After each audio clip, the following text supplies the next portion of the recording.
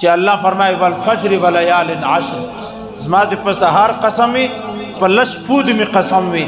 لس په ټول علما او مفسرین فرمایي چې دغه لس په د اختر لس په دي، د ذل حجه اول لس په دي. پر دې باندې الله قسم اخستې دي، اور قسم د دې د پاره نه چې پر تا خبره ومني، قسم د دې د پاره چې د دیش په اهمیت ستا، د دیش په فضیلت ستا، په داش په کې تکبیر زیات کا. د دې لس روزو عمل صرف تکبیر دی. تکبیر معنی الله اکبر، لا اله الا الله، والله اکبر، الله اکبر ولله الحمد. دغه لس په چې څومره دغه کلمه زیاته ویلې سي، چې څومره زیاته ویلې سي دغه کلمه، د غمره زیاته فضیلت اور د غمره زیاته ثواب. قرآن مقدس کی اللہ رب العزت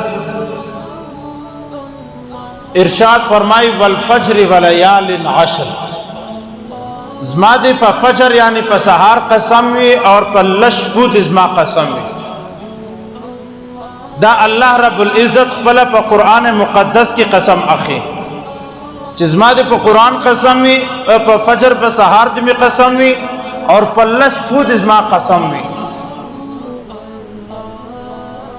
اللہ رب العزت دا قسم دا کم شپو اخستے دے. حضرت ابن عباس رضی اللہ تعالی عنہما فرمائی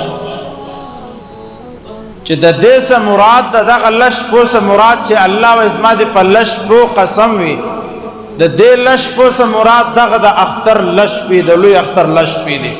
په دغه لش پو باندې الله رب العزت قسم اخستے دی.